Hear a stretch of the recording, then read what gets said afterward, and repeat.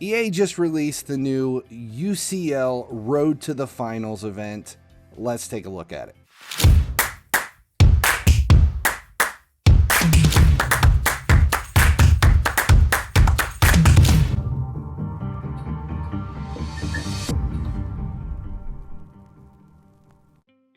Finally, he sleeps here. UCL just released Road to the Finals, the big UCL program that's going to last like months, like all the way into June into the summer. It's not going to be a short program. It is a very long program. Right now, we are estimating it at 11 weeks in length. Is big, but it's very linear, and it again is all based on pack luck. But there's a lot of new stuff in this, and that they've implemented to try to affect things that we've been complaining about. We're going to take a look at the event, the overall flow of it, see if it's something that you know how much you're going to be able to claim, and then talk about what effect it's going to have on everything else. First, though, make sure you subscribe here at YouTube. Turn on notifications so you never miss when any of the FIFA Mobile stuff goes live or any of the other content that I put out on the channel. All right, so let's take a look at the event and just look at the basic flow of this thing. You're going to come in each day, you claim a couple of tickets, and then you watch a video. You end up with 3 tickets that work for 3 of these 7 nodes. It is luck based on what you get, and then if you look at these, they each give out different amounts of points. So 5, 20, 30, 15, we're down to 10. There's 8 with no chance of players, and 12 with transfer tokens. So it's luck based from the very moment you start this thing. You don't know what you're going to get every day, so trying to figure out exactly how far you can get in this event, considering it's months long, when it's luck based on every component you begin with from the first day. It's going to vary from player to player on how much you can claim. Then we move over here. You have the Road to the Championship, which you can complete once per week. So 3 skill games a day, and then you get to do all this once per week. And you have to complete both nodes. It's not a choice of versus or AI match. It's both. And then you move on to the round of 16, quarterfinals, semifinals, and finals. You don't want to screw anything up. You need to get this done first try all the way to the finals, where you earn a UCL trophy. Now, these trophies are kind of like your milestone markers. Once you've completed 3 weeks of this, you get your choice of Rudiger or Kane. And then again, after another 3 weeks, you get the other one. So 6 weeks in, you get both 109s. Now, the reward path is where you spend your UCL points. And this is a very strange path because, as you can see, it's just a circle like a mouse in a wheel. It's, here's your go spot where you restart, and then you have your 10 nodes as you work your way around. They're going to give you transfer tokens. There are players, coins, more players, boost, players, rank items, coins, UCL tokens, which we'll talk about in a second, and the UCL player back for the beginning. The other possible reward are an additional 60 UCL points.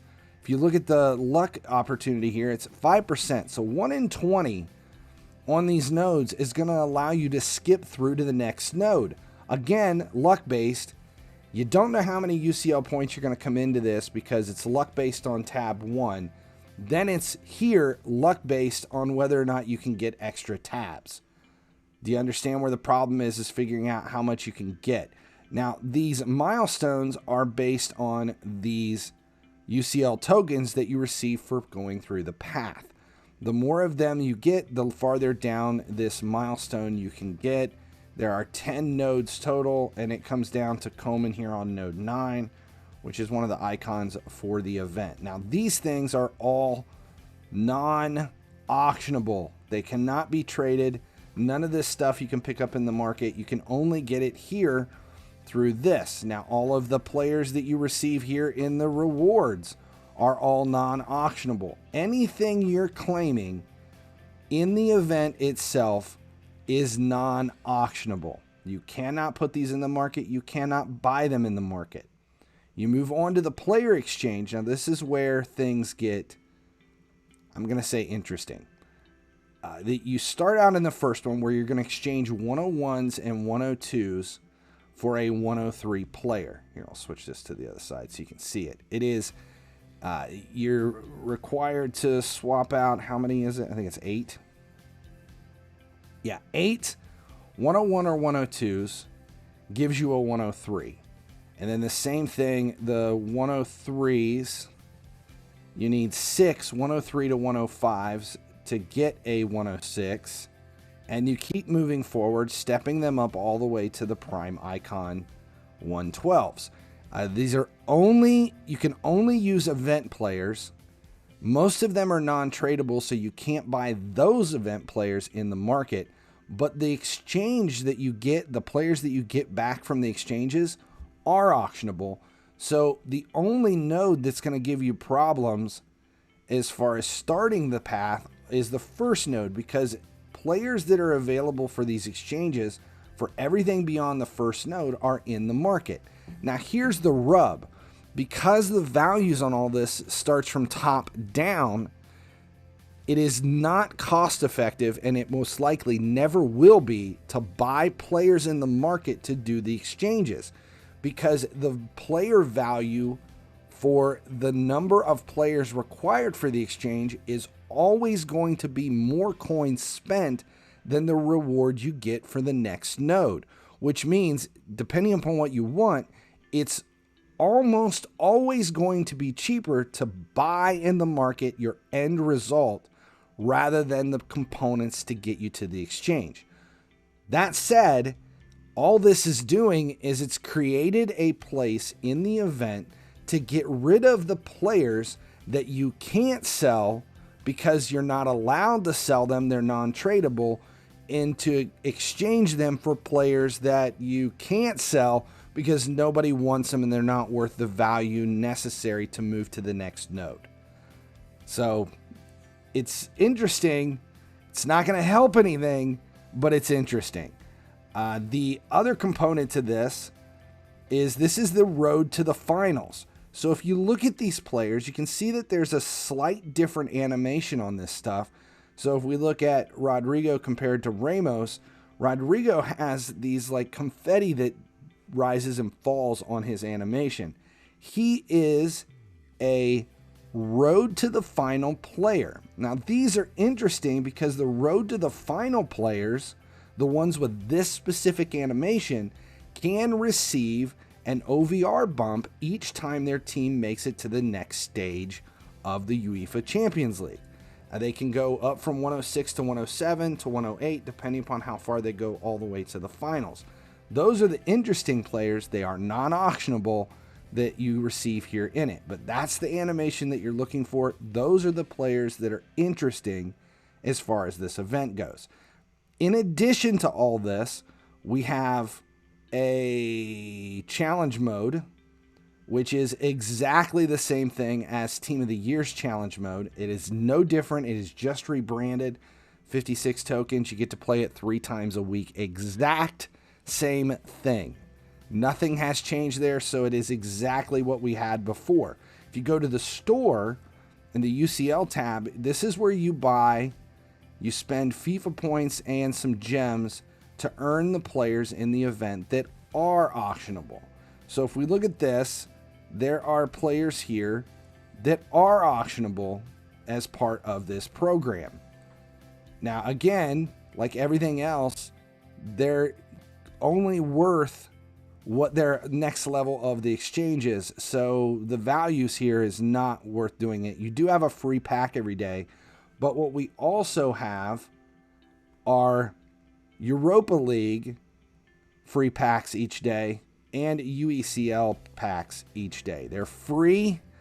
That whole component to this thing is just a pack-based opportunity. There's no Europa League program or, tabs or nodes or anything that goes with it. It's just a daily pack. Now, the last thing we have to look at here is Star Pass. Star Pass for this gives out some players and some rewards, but it's a 75 node 4-week Star Pass that ultimately gives you 110 Van Persie, another striker in the game. Is Star Pass worth it? You're going to have to make that decision. I have promoted the Star Pass. I always promote the Star Pass. This is the first one I won't be buying. There's really nothing in here in the Star Pass that's going to make a difference throughout the entire event. A 4-week 75 node Star Pass for a 110 who's a striker, unless you are a massive fan of the Flying Dutchman, there's no real reason to get into the Star Pass. That's UCL. It's luck based. It's very linear. Not everybody's gonna get the same things, but it's not because you're making different choices. It's because it's luck based. The exchanges aren't giving you anything that you can't buy cheaper than what you're doing in the exchanges. It's just a way to get rid of the players that you can't get rid of, just to keep you loaded out. This is not going to affect the market in a positive way. The thought on this is, okay, we're going to create an event that bypasses the market with all of these non-auctionable stuff and these exchanges. But you can only use this event stuff for the exchanges, so it's not helping us get rid of anything that we can't get rid of now. Nobody wants the stuff we can't get rid of now, and this isn't giving us a reason to want the stuff we can't get rid of now, because none of it can be used in the exchanges. Do you understand the problem? Because they don't. This is just going to create lower values and devalue your team more, and it's not going to create a need for anything in the market that we have that we can't sell now. It's just adding more players to the game that we cannot sell, and more players to the game who are worth less than their value in an exchange to go to a higher player.